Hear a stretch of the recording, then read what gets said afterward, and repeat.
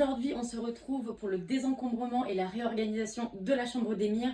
Et je dois vous avouer que j'ai quand même pas mal de travail, notamment sur le bureau et dans son placard. Je vais essayer de faire cette vidéo en deux parties. Donc une partie pour la réorganisation et le désencombrement de son placard et une autre partie où j'aborderai toute mon organisation concernant son bureau. Et aujourd'hui, on va commencer avec la première partie qui est le placard. Allez, c'est parti. Je vais commencer par le côté penderie et vous allez voir qu'on n'a pas énormément de vêtements de ce côté étant donné que tous les hauts, je les mets côté penderie et après tous les bas, les pyjamas sont de l'autre côté. Je vais de toute façon dans cette vidéo vous montrer toutes les petites astuces concernant l'organisation d'un petit placard comme celle-ci. Mais il ne faut pas oublier que tout passe avant tout par avoir peu d'affaires et essayer de désencombrer un maximum. Allez, je vais vous montrer tout ça.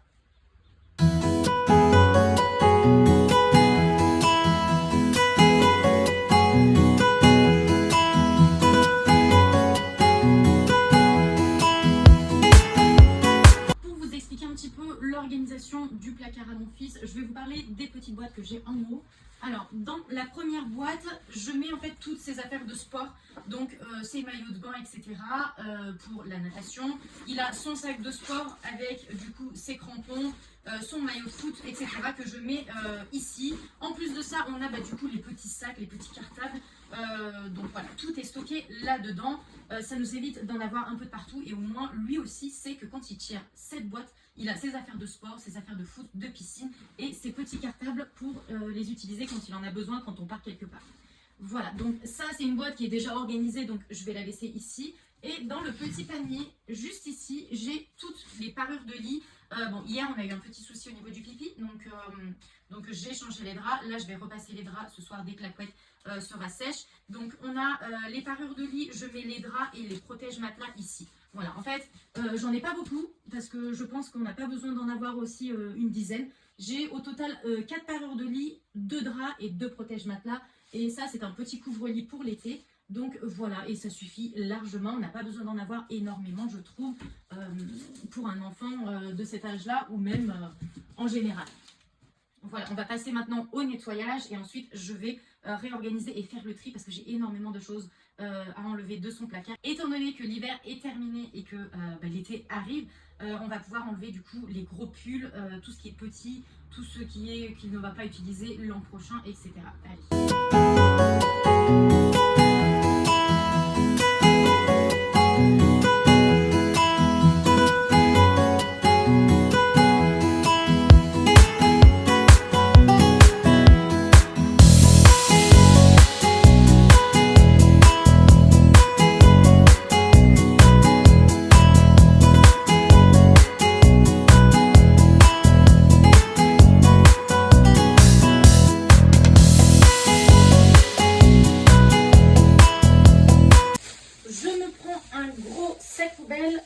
Tout simplement parce que les vêtements que Emir ne portera plus, je ne vais pas pouvoir les vendre étant donné que la plupart ils sont troués.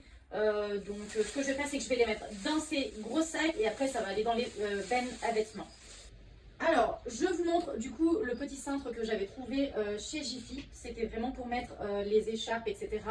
Elle est vraiment top. Voilà, c'est en plastique, c'était peut-être à 50-60 centimes, je ne sais plus. Mais en tout cas, quand on met les écharpes comme ça, et ben quand il en tire une, j'en ai pas de partout. Et du coup, c'est très pratique. Voilà. Et là, sur le côté, vous avez les petits crochets. Moi, j'accroche les casquettes en général et il peut se servir tout seul. Donc ça, c'est vraiment quelque chose à avoir dans son placard. Si vous avez beaucoup d'écharpes, de choses comme ça, c'est vraiment top.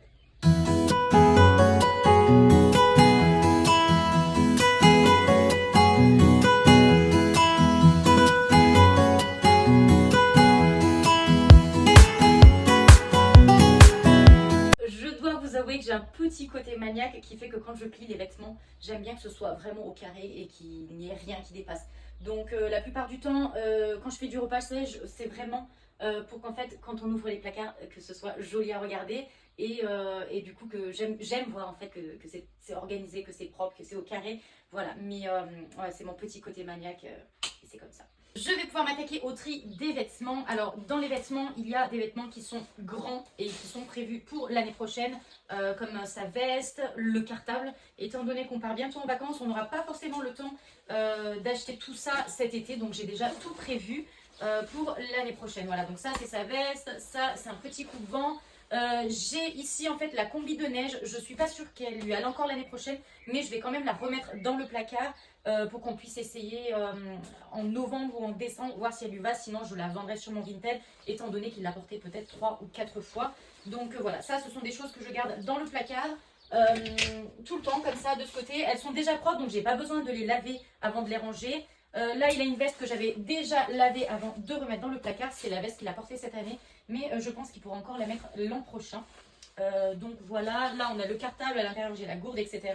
Donc tout ça je remets dans le placard et là on a tous les vêtements que je dois trier et la plupart va partir. Donc voilà, allez c'est parti, on va réorganiser tout ça.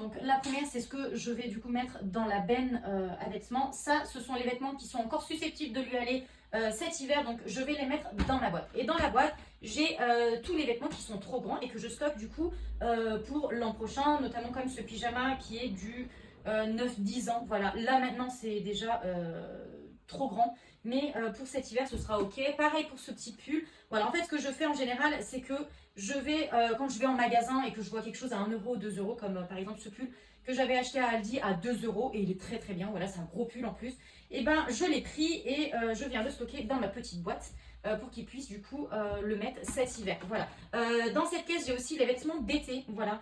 Ce sont les vêtements du coup que j'avais mis ici l'an dernier et dont je disais qu'ils pourraient encore porter cette année. Donc là je vais pouvoir les sortir, bon j'en ai sorti déjà la plupart. Là on a déjà les t-shirts. Du coup les t-shirts je vais les mettre sur la penderie et là dedans je vais vérifier, voir ce que j'ai pour déjà savoir ce que j'ai mis dans la boîte, ce que je n'ai pas mis, comme par exemple ce petit eau thermale. Voilà, j'ai aussi, j'avais pris ça, c'était à Nose, il était à, c'est du 10-11 ans, mais je sais que l'année prochaine il va pouvoir le porter, il était à 2,99 €. Donc voilà, c'était des trucs de Decathlon, voilà, que j'avais pris à ce moment-là, et du coup c'est bien pratique quand on en a besoin d'ailleurs. Donc voilà, là je les ai pas encore lavés, en général ce que je fais c'est que je les lave et je les mets, au moins ils sont prêts à être utilisés. Mais là, j'ai pas forcément eu le temps, donc je les ai directement mis comme ça avec l'étiquette. Mais dans tous les cas, quand je les sortirai, je les laverai, puis je pourrai les mettre dans la penderie. Donc voilà, ça, tout va là-dedans. Vous pouvez aussi voir dans la petite boîte que j'ai des... Je vais vous montrer. J'ai en fait des petits dossiers que je garde. Voilà, en fait, ce sont toutes les activités qui me ramènent de l'école. Je vais pas dire toutes, parce qu'on peut pas tout garder non plus, mais j'ai gardé la plupart des choses qu'ils avaient fait en maternelle, comme en fait la photo de classe, quelques dessins qui lui portaient à cœur de garder, des choses comme ça. Mais après, ce que je fais, c'est qu'en fin d'année, on se pose, on regarde ce qu'on veut garder, ce qu'on ne veut pas garder, et après j'en fais une petite pochette comme ça, et ça c'est la pochette moyenne section. J'en ai une autre, c'est celle de la petite section, voilà, avec plusieurs choses qu'il avait fait lui-même, des photos, etc.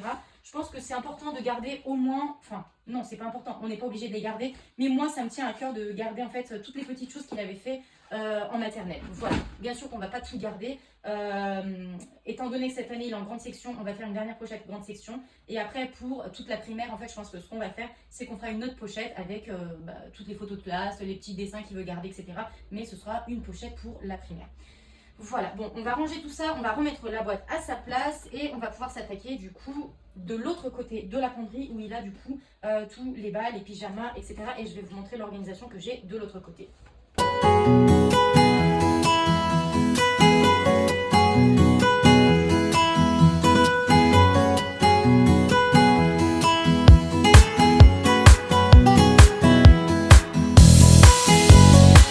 En fait, tous les bas, je les ai mis dans des petits bacs que j'avais trouvé d'ailleurs chez Jiffy. Alors dans les premiers bacs du haut, bon là c'est un petit peu du n'importe quoi étant donné que les vêtements d'été et d'hiver se sont complètement mélangés, mais je vais faire le tri dans les pantalons. Il y en a qui sont troués, d'autres qui sont petits. D'ailleurs je sais pas comment il fait, mais cette année je pense qu'il a dû me trouver 4 ou 5 jogging, 2-3 pantalons, voilà c'est... Voilà, je sais pas ce qu'il fait, mais en tout cas, il revient avec des joggings troués à chaque fois. Donc cet hiver, bon, j'en ai pas racheté, mais j'en avais déjà assez. Mais là, je pense que la plupart va partir aussi. Donc voilà. Hop, allez, c'est parti. Je vais du coup enlever tous les pyjamas d'hiver qui pourraient encore lui aller l'an prochain. Et d'ailleurs, si ça lui ira pas, bah, du coup, je transfère ces pyjamas-là du côté d'Élise. Parce que bah, du coup, Élise pourra les mettre. Que ce soit des pyjamas filles ou garçons, bah, tant que c'est des pyjamas, je trouve que c'est pas bien grave. Donc, elle pourra en profiter. Vous allez voir aussi que dans l'étagère du dessus, j'ai mes petites boîtes à souvenirs que j'ai pour chacun de mes enfants. J'ai des boîtes dans la chambre de ma fille et ça, ce sont des boîtes de mon fils. Voilà, donc là, il a ses premières baskets. Ça, c'était une petite perruque que je lui avais fait, que je lui avais mise pour son premier anniversaire. Donc, je le garde aussi. Bon, c'est pas nécessaire, mais j'aime bien les garder. Et du coup, dans le petit dossier, que ce soit pour ma fille ou mon fils, en fait, on a fait un petit dossier avec tous les petits souvenirs qu'on voulait garder. Donc, comme le petit diplôme du pompier, il a là-dedans le calendrier de son club de foot, il a des petits dessins qu'il voulait garder, il y a même des choses qui datent de la crèche. Et quand je revois ces photos, punaise, je me dis que le temps passe beaucoup trop vite. Donc, voilà. Bon, ça, c'est des petits souvenirs que je garde. Précieusement, là il a son premier doudou, etc. Donc voilà, ça c'est la première boîte. Et dans la deuxième boîte, je vais vous montrer, on a en fait j'ai mis une boîte dans une boîte, mais bon c'est pas grave, je voudrais pas la jeter. En fait on a les petits vêtements, hop, je vais vous montrer comme ça, que je voulais quand même garder, enfin quelques vêtements de quand il était bébé et son premier maillot de bain, enfin voilà. Je n'en ai pas énormément et d'ailleurs même ça je trouve que c'est énorme. Et qu'on n'a pas besoin d'en garder autant, mais ce sont vraiment des choses que je organisais déjà et que je souhaitais garder. Donc voilà, j'en ai fait des petites boîtes comme celle-ci. J'en rajoute pas plus, mais j'en enlève pas non plus pour le moment parce que voilà, je trouve que c'est important pour moi de garder ces petits vêtements. Voilà, le jour où j'aurais décidé d'être encore plus minimaliste que ce que je ne le suis aujourd'hui, je pourrais revoir et retrier quelques petites choses qu'il y a dans ces boîtes. Voilà, donc ça, ce sont les boîtes à souvenirs que je garde précieusement. Il a ça, mais en fait, c'est une tirelire, mais qu'on n'a jamais utilisée ou qu'on utilise très peu. Donc, je ne vois pas l'intérêt de garder. Donc ça va partir aussi. Je vais en profiter pour nettoyer les étagères et je vais réorganiser tous les petits bacs.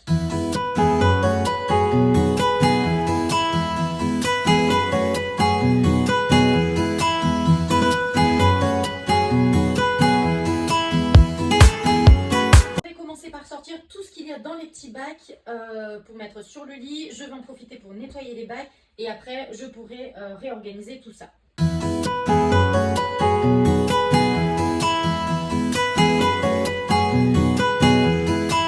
Le conseil que je peux vous donner quand vous avez énormément de vêtements, c'est d'essayer d'en garder le minimum.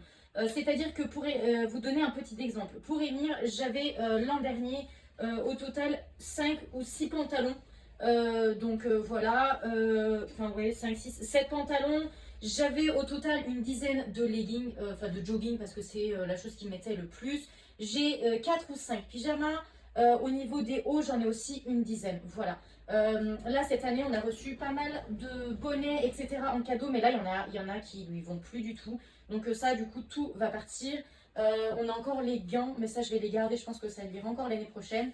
Donc voilà, on va vraiment faire le tri. On va voir du coup, on va voir et faire le tri sur tout ça. Parce que là, il y a plein de choses qu'il faut qu'on enlève.